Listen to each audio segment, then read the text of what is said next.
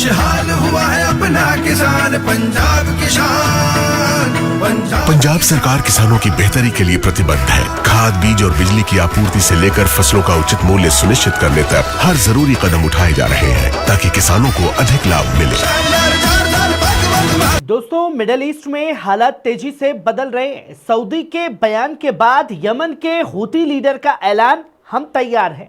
उधर ईरान का सख्त पैगाम है, सरप्राइज का इंतजार कीजिए। और सबसे बड़ी खबर, F-35 जैसे एडवांस जेट को गिराने के दावे के बाद एक बुजुर्ग का बयान भी वायरल हो रहा है। जंग अब अवाम के जज्बात तक पहुंच चुकी है।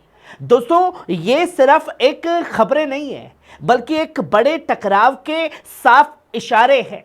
जहां आप इस खबर पर नजर डालिए, हूती लीडर का ऐलान, हम जंग के लिए तैयार। दोस्तों, मिडिल ईस्ट की सूरत हाल हर घंटे बदल रही है और अब जो खबर सामने आई है उसने पूरे इलाके में नई हलचल को पैदा कर दिया है। जी हां, कुछ ही घंटे पहले सऊदी अरब की तरफ से एक वीडियो मैसेज सामने आया जिसमें ईरान के खिलाफ सख्त लहजा अपनाया गया। लेकिन अब उस बयान के बाद इस बयान ने सबका ध्यान खींच लिया है। यमन से एक बड़ा जवाब सामने आया है। अंसारुल्लाह के कायद अब्दुल मलिक बदरुद्दीन अल हूती ने खुलकर यह ऐलान कर दिया है कि वो ईरान, लेबनान और फिलिस्तीन के साथ खड़े हैं। और सिर्फ सियासी नहीं, जुबानी नहीं, हम फौज के साथ भी तैयार हैं, हर सतह पर जंग लड़ने के लिए। दोस्तों, उनका साफ कहना है कि हम तैयार हैं और हर ऑप्शन खुला है।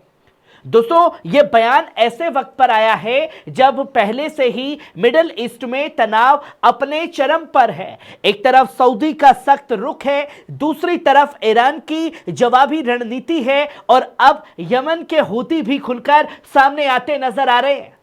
दोस्तों, इसका मतलब यह है कि यह टकराव अब सिर्फ दो मुल्कों तक सीमित नहीं रहा, बल्कि इसमें अलग अलग फ्रंट खुल रहे हैं और खुलते जा रहे हैं। दोस्तों, मिडिल ईस्ट की सियासत अब ब्लॉक्स साफ नजर आने लगे हैं, जहां हर मुल्क अपनी पोजीशन मजबूत करने में लगा हुआ है और हर बयान एक नए मोड़ की तरफ एक बड़ा इशारा कर रहे हैं। दोस्तों, अब सबसे बड़ा सवाल यह है, क्या ये हालात संभलेंगे या फिर पूरा इलाका एक बड़े टकराव की तरफ बढ़ता चला जाएगा? और इस सब के बीच सबसे ज्यादा असर किस पर पड़ेगा? आम आवाम पर। फिलहाल दोस्तों, सभी की नजरें इस तेजी से बदलते हालात पर टिकी हुई हैं।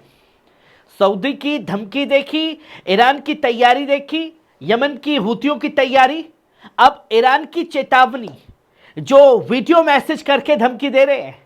उन्होंने साफ तौर पर ईरान के खातम अल अनबिया हेडक्वार्टर के कायद जनरल अली अब्दुल्लाही ने एक ऐसा पैगाम दिया है जिसने सबका ध्यान अपनी तरफ खींच लिया है।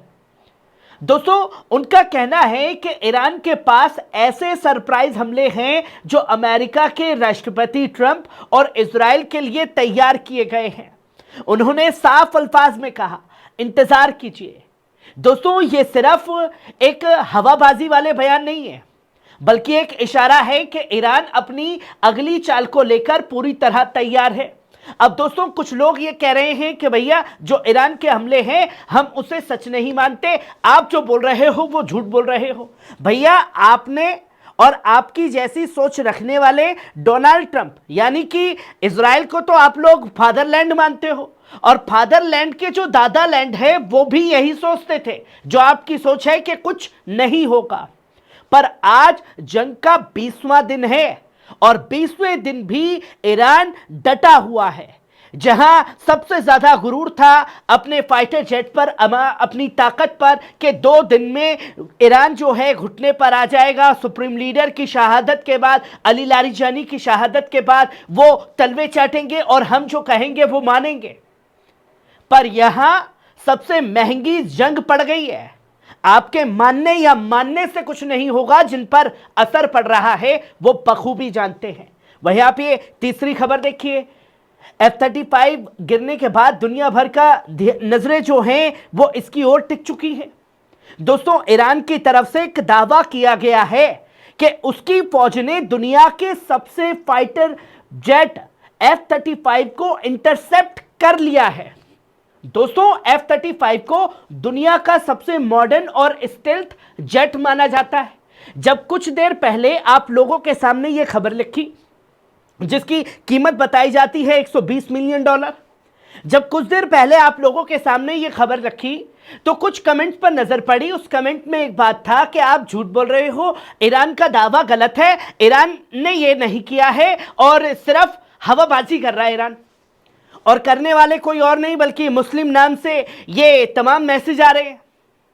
अब सोचिए दोस्तों कि यहूदी सऊदी भाई भाई उन्हीं की नाजायज औलादे ऐसे मुसलमान हैं जो ऐसी सोच रख रहे हैं। अब इन्हीं को जवाब है कि भैया, अगर आप ईरान के दावों को गलत मान रहे हैं तो अमेरिका के दावे को सही मानते। अमेरिका ने जब 28 तारीख को हमला किया तो यह कहा कि उसने सिर्फ हेडक्वार्टर को निशाना बनाया है, पर स्कूल पर बम गिरा, मिसाइलें गिरी, 180 से ज्यादा मासूम बच्चियां शहीद हुई। उन शहादत को वो नकार रहा है, बोल रहा है हमने मारा ही नहीं है। तो फिर किसने मारा है उन्हें, किसने शहीद किया है उन बच्चियों को?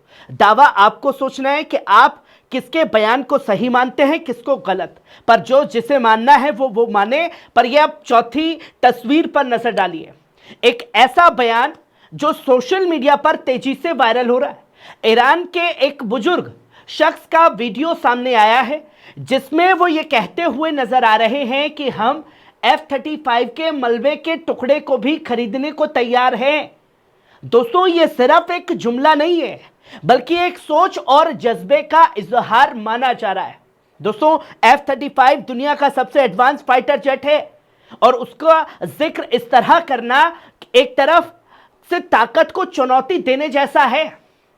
अब आप कुछ मुसलमान जो भारत में बैठे हैं वो ये मानते हैं कि F-35 तो भैया गिरा ही नहीं है, पर ईरान की अवाम ईरान के दावों को कितना जज्बे से देख रही है, उस जज्बे को तोड़ने का काम कुछ ऐसे ही लोग कर रहे हैं।